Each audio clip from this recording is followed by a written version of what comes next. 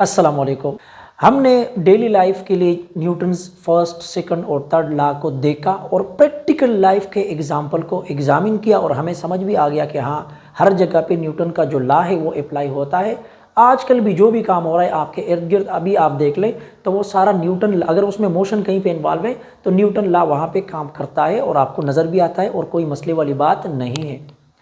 लेकिन दो जगह ऐसी हैं कि वहाँ पर न्यूटन्स के जो तीनों लाज हैं वो या मुकम्मल फेल हो जाते हैं या किसी हद तक फेल हो जाते हैं। कुछ आपको इन्फॉर्मेशन देंगे, कुछ नहीं देंगे। तो वो जगह है, एक है स्मॉल स्केल। स्मॉल स्केल से क्या मुराद है? जब किसी भी ऑब्जेक्ट, हम बात कर रहे हैं ना, किसी ऑब्जेक्ट पर फोर्स अप्लाई हो रहा है, वेलोसिटी, एक्सेलरेशन, जब किसी चीज़ का साइज़ बहुत कम हो जाए या उसका एक्सेलरेशन और वेलोसिटी, ये चीज़ें बहुत कम हो जाए या किसी ऑब्जेक्ट की एनर्जी बहुत कम हो जाए, तो वहाँ पर अगर आप न्यूटन के लॉज को अप्लाई करना चाहेंगे तो न्यूटन के लॉज, न्यूटन के कवानीन वहाँ पर फेल हो जाएंगे, आपको मुकम्मल इन्फॉर्मेशन नहीं दे पाएंगे। ठीक है, तो आप बोलेंगे न्यूटन लॉ तो फेल हो गए, ये तो नाकाम है। नहीं, वो नाकाम नहीं है। ठीक है ना, हर चीज़ का अपना कोई इस्तेमाल होता है। न्यूटन के लॉज का जो एप्लीकेशन है, जो इस्तेमाल है, हमारे डेली लाइफ में है। और बड़े जितने भी ऑब्जेक्ट हैं, ज़मीन की मोशन और चांद और सूरज, सितारों, ये मोशन को न्यूटन लॉ काफ़ी हद तक बता सकता है। डेली लाइफ में जो भी होता है वो बता रहा है। लेकिन छोटे स्केल पे जब आप वेरी स्मॉल साइज़ पे जाते हो, यानी यहाँ पे आप साइज़ लिख लो, ठीक है, कि साइज़ जब बहुत स्मॉल हो जाए, एनर्जी जब किसी ऑब्जेक्ट की बहुत स्मॉल हो जाए, ठीक है, और जब मोमेंटम बहुत स्मॉल हो जाए, ठीक है,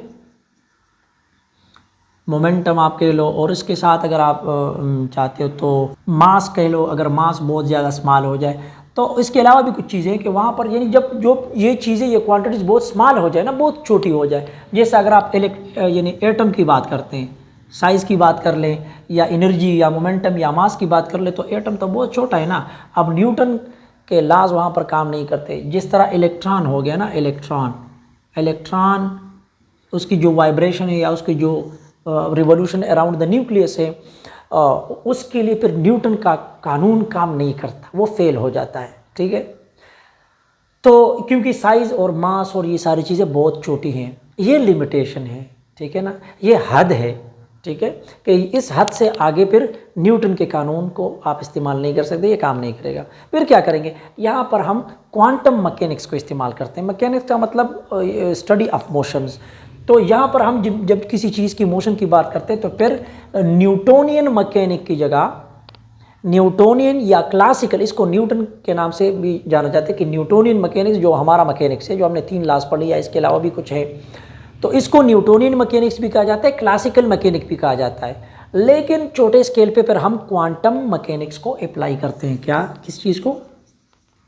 क्वांटम मैकेनिक्स को। तो क्वांटम मैकेनिक्स छोटे स्केल्स पे काम करता है। आपने नाम सुना होगा, आजकल तो बहुत डेवलपिंग है, और यानी जो इलेक्ट्रॉन की मोशन है, उसके मोमेंटम, एक्सेलरेशन, वेलोसिटी को फाइंड करने के लिए, और ये सारी चीज़ों पर क्वांटम मैकेनिक्स ही काम कर रहा है और उसके लॉज अप्लाई होते हैं।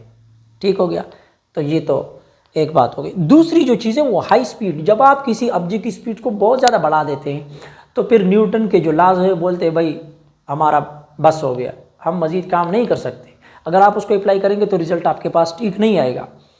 लिहाजा जब एक्सट्रीमली हाई वेलोसिटी, इससे मुराद क्या है? इससे मुराद है यानी near to the speed of light, speed of light या उसके करीब करीब किसी चीज़ की मोशन है, उसको आप स्टडी करना चाहते हैं, तो फिर वहाँ पर न्यूटन का कोई कानून आपको न एक्सेलरेशन फाइंड करके दे सकता है, न वेलोसिटी फाइंड करके दे सकता है, और न उसका मास बता सकता है।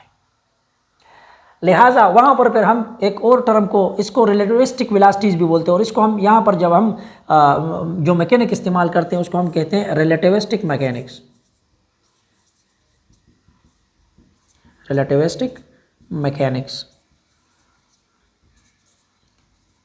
यानी क्वांटम भी आप कह सकते हो और रिलेटिविस्टिक भी कह सकते, लेकिन यहाँ पर फिर क्वांटम के साथ साथ रिलेटिविस्टिक वाला ये टर्म भी आ जाता है। तो रिलेटिविस्टिक मैकेनिक्स फिर वो हाई स्पीड पे जो चीज़ें मोशन करती है, जैसे इलेक्ट्रॉन हो गया, बहुत हाई स्पीड में, बहुत कम इसका साइज़ है, तो वहाँ पर क्वांटम मैकेनिक्स आप अप्लाई करेंगे। इसके अलावा अगर आप स्पीड ऑफ लाइट को देख लें, ठीक है, तो वहाँ पर आप फिर न्यूटन के लॉ अप्लाई नहीं करेंगे, बल्कि रिलेटिविस्टिक मैकेनिक्स और क्वांटम मैकेनिक्स के लॉज को अप्लाई करेंगे। लिहाजा छोटे स्केल पे, बहुत ज़्यादा छोटे स्केल पे जाकर न्यूटन्स लाज फेल हो जाते हैं, यानी उनकी जो लिमिट है ना, उनकी जो आखिरी हद है वो ख़त्म हो जाती है। लाज फिर भी सही है, यहाँ पर सही है ना, ठीक है ना। इससे आप बोलेंगे सर न्यूटन के लाज तो गलत है, मैं आपको बोलता हूँ गलत नहीं है। इसकी मिसाल ऐसी है, अगर आप पाकिस्तान में हैं और पाकिस्तान का कोई कानून है वो एक चीज़ को गलत कहता है, ठीक है, तो यहाँ पर आपको उस चीज़ पर सज़ा मिलनी चाहिए, ठीक है। जो नहीं मिलती वो अलग बात है, लेकिन मिलनी चाहिए ना कानून के हिसाब से।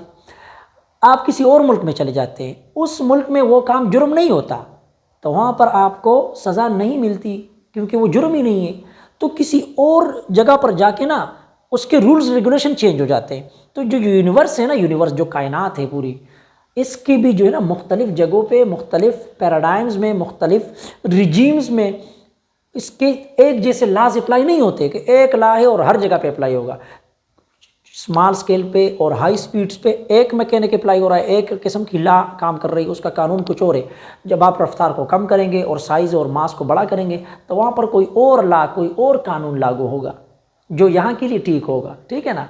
तो हमारे लिए जो नॉर्मल लाइफ के लिए मैंने आपको बता दिया न्यूटन के लाज ओके हैं, लेकिन अगर हम स्मॉल स्केल पे जाएंगे या हाई स्पीड पर जाएंगे तो फिर क्या करेंगे, रिलेटिविस्टिक और क्वांटम मैकेनिक्स का सहारा लेना पड़ेगा, क्योंकि न्यूटन ला फिर वहाँ पर काम नहीं करते। उम्मीद है टॉपिक आपको समझ आ गया होगा। कोई भी क्वेश्चन है आप कमेंट में कर सकते हैं। वीडियो को लाइक करें।